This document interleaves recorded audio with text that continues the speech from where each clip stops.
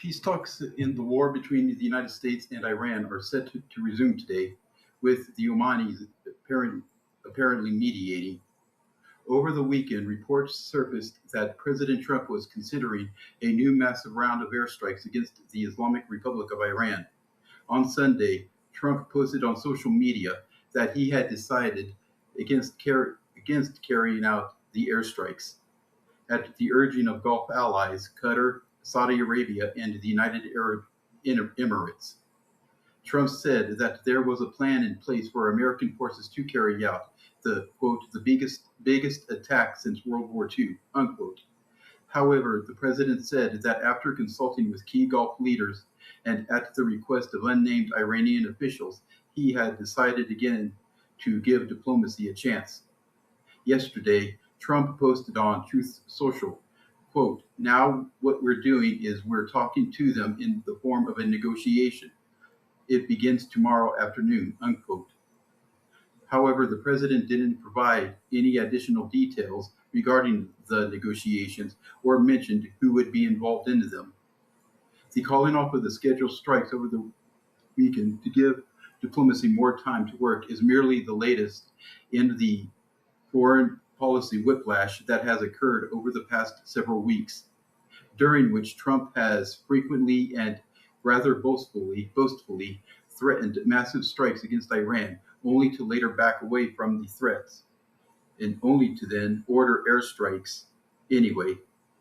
The whiplash has been a defining feature over the past 5 month long war that has disrupted global oil markets and it sent the prices of gas and other basic goods skyrocketing upward.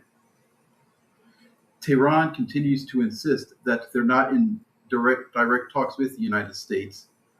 Earlier this morning, a spokesman for the Iranian Foreign Ministry, Ismail Baghai, said that talks were ongoing with Oman, which is located on the other side of the Strait of Hormuz, and that the talks are only focused upon establishing a temporary route through which commercial vessels can transit the strait. The apparent contradictions in the statements from the White House and Iran don't necessarily mean that the White House or Tehran is lying, but possibly both are true to an extent. The, the, that the Iranians are in direct talks with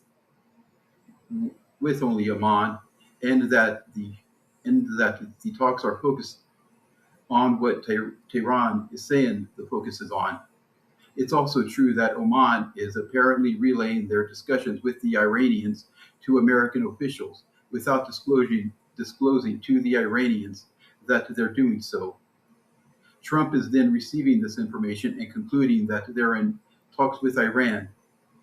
Then, after a day or so, and calls off the and and decides to, after also getting word from discussions about the discussions from allies in the region, calls off planned airstrikes.